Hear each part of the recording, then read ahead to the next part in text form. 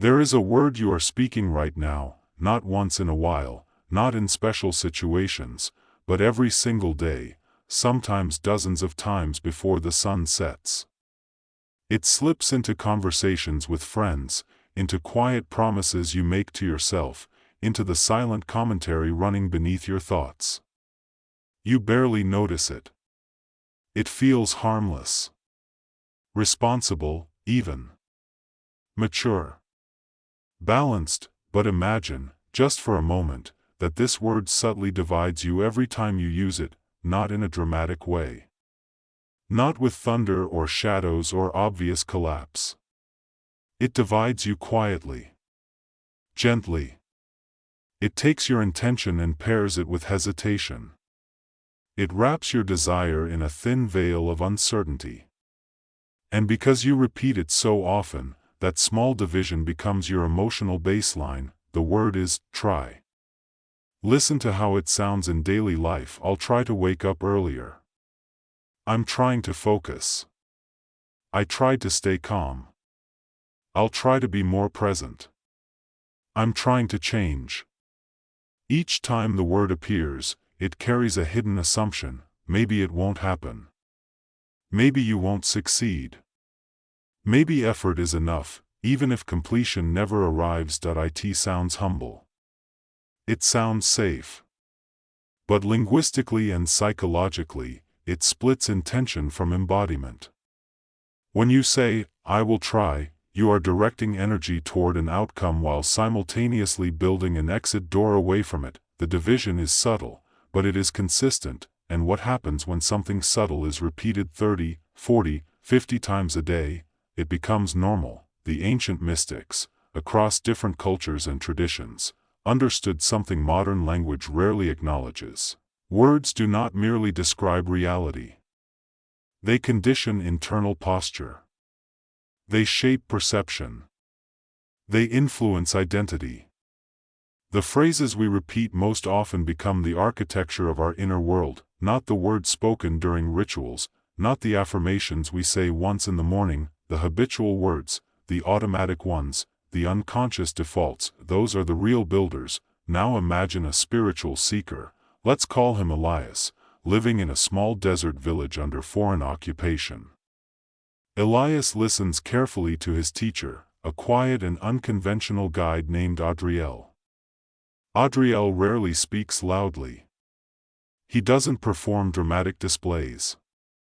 But people notice something about him. When he speaks, his words feel grounded. Complete. Undivided. One evening, Elias asks, Master, I am trying to understand your teaching, but it feels difficult. Adriel looks at him calmly and says, Do not try to understand. Understand. It sounds almost too simple, but Elias feels something shift in that correction. The difference between trying to understand and understanding is not merely grammatical.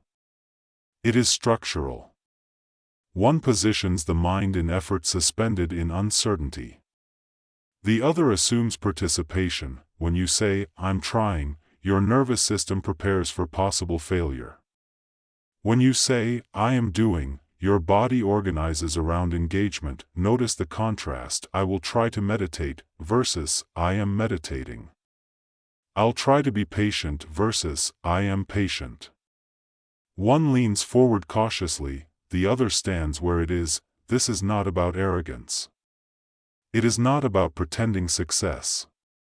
It is about linguistic alignment. The word try creates distance between you and the act. It suggests separation between identity and behavior. Over time, that distance becomes identity itself. Elias begins noticing how often he says the word. In the market. With his family. Alone at night. I'll try. I'm trying. I tried. It appears everywhere. And every time it appears, there is a faint contraction in his chest, as if part of him expects less. Adriel never uses it. When someone says, I will try to forgive, Adriel replies, forgive. When someone says, I'm trying to believe, Adriel answers, believe. No added pressure. No harshness. Just clarity. The absence of try is not theatrical confidence. It is structural coherence. Adriel's language carries no built-in retreat. Elias realizes something unsettling. He has been dividing himself all day long, for years, through a single word that felt completely normal, and if that word can divide him, what might its replacement do? Because language is not neutral. If repetition installs division, repetition can also install unity. The question is not whether words shape you, the question is, which words are shaping you most often? Adriel's refusal to use the word was not accidental, and it was not stylistic preference. It was deliberate. Elias began listening more closely, not just to what Adriel taught, but to how he formed sentences. Whenever someone approached him with uncertainty framed as effort, Adriel gently shifted the structure. A woman once said, "I will try to forgive my brother." Adriel answered, "Forgive your brother."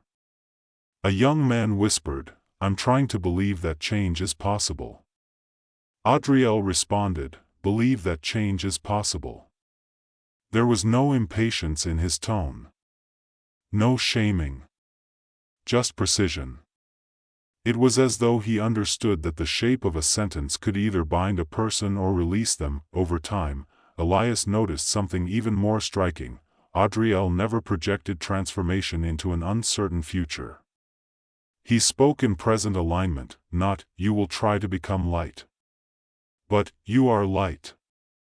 Not, "Attempt to find peace," but, "Be at peace." The difference appears small on the surface. Yet structurally, it alters internal posture. Try places identity outside the act. B collapses the distance between who you are and what you are doing. I and the old scrolls preserved by Adriel's closest students, this pattern appears again and again.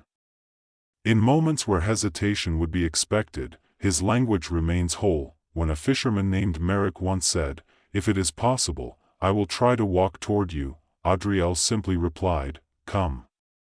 Not, "Try to come." Just, "Come."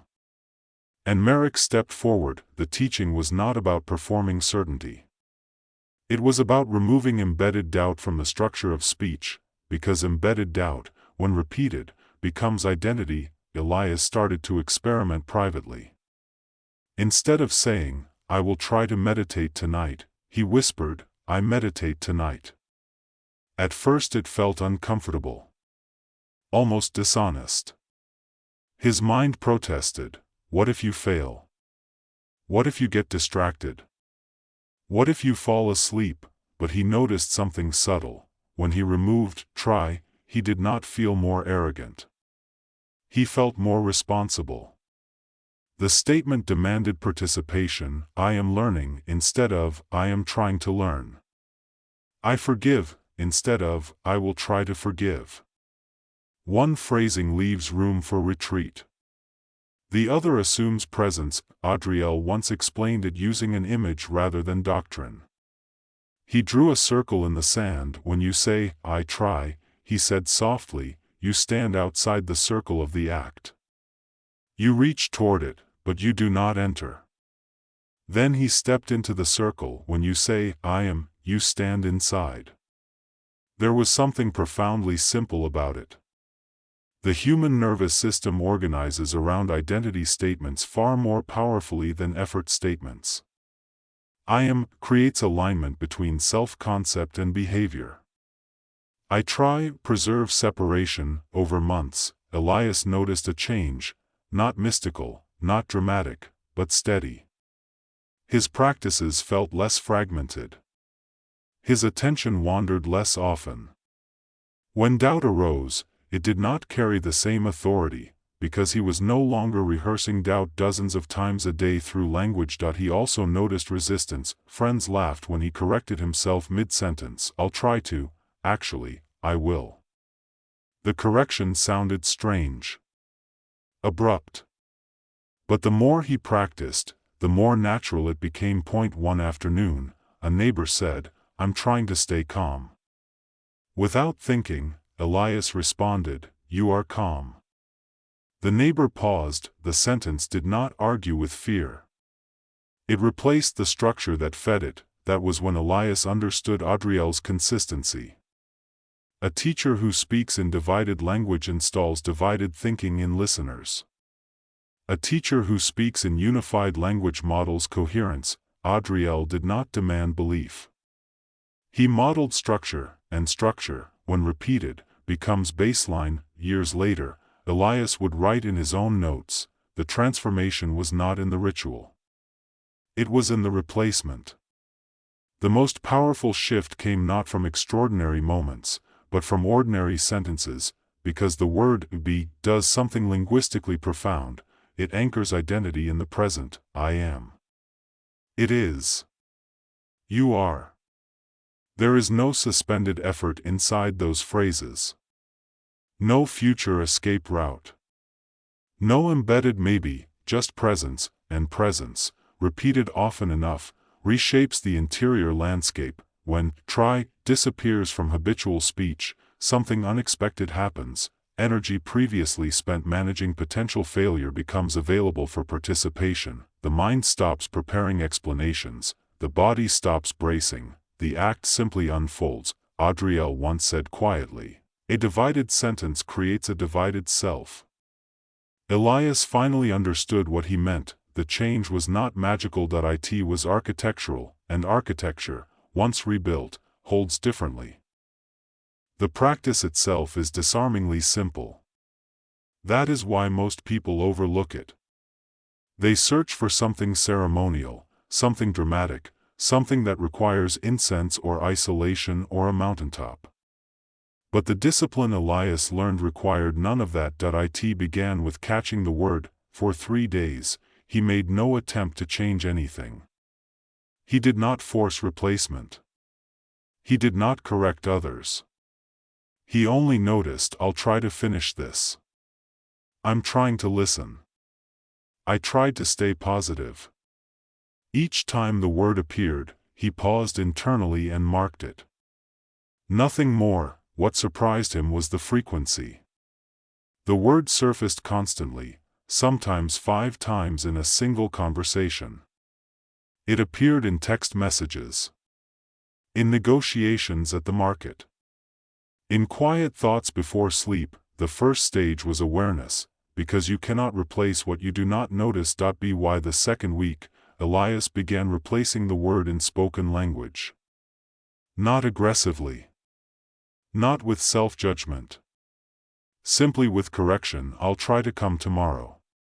He would pause. I will come tomorrow. I'm trying to understand. Pause. I understand. Sometimes the correction happened mid-sentence. Sometimes afterward. But every replacement created a subtle internal shift, as if something previously leaning backward stood upright. It felt uncomfortable at first. His mind whispered that he was overcommitting. That he should leave space for failure. That saying, "I will," was risky. That resistance was revealing. That he realized the word try had functioned as protection. A cushion. A way to participate without fully entering. Removing it meant stepping into ownership, and ownership requires presence. By the third phase, Elias extended the practice inward, into thought. This was the most transformative stage. Spoken language is visible, internal language is constant. I'll try to focus, became, I focus. I'm trying to be patient, became, I am patient. I tried and it didn't work, became, it works, and I continue. The shift was not about denying reality. If he stumbled, he did not pretend perfection. Instead of, I tried and failed, he began saying, I learn and continue. The difference seems semantic. It is structural. Within a month, something changed. His practices, meditation, reflection, daily responsibilities, felt less fragmented.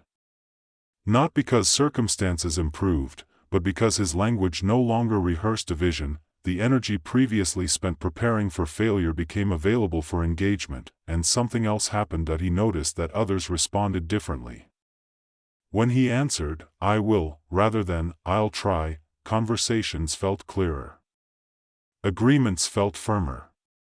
People sense stability. Language shapes perception not only internally, but relationally. Years later, when Elias began teaching small gatherings of his own, he passed on the same method without ceremony. First, notice. Second, replace in speech. Third, replace in thought. No vows. No grand declarations, just repetition, because repetition is the true ritual. Now pause for a moment and consider your own day. How many times have you already said the word? How many times have you prepared for uncertainty? Before action even began, this is not about perfectionism. It is not about rigidity. It is about coherence. When you say, "I am," the body organizes differently. When you say, "I will," the mind commits differently. When you say, "It is," perception stabilizes. And when that becomes habitual, identity follows. The smallest hinge can move the largest door. A single repeated word can shape years of internal posture. The shift does not require isolation from the world. It functions in meetings, at home, in casual conversation, in silent thought before sleep. Every ordinary sentence becomes an opportunity to stand inside the circle rather than reaching toward it. That is the quiet power of substitution. It is not mystical in appearance. It is architectural in effect. You do not need to announce it. You do not need to convince anyone else. Just begin noticing, replace gently, and observe what changes when your language no longer divides you. Word count 865. Now, if this perspective resonated with you, take a moment to reflect on the words you use most often. Transformation does not always arrive through dramatic revelation. Sometimes it arrives through refinement. If this message offered you clarity, consider subscribing so you don't miss future explorations of language, consciousness, and daily awareness. If it sparked insight, leave a comment sharing one phrase you're choosing to shift starting today. And if someone in your life often says, "I'll try," send this to them, not as correction, but as invitation. Small linguistic changes, repeated consistently, can reshape how we stand in the world. Thank you for being here, and for engaging thoughtfully.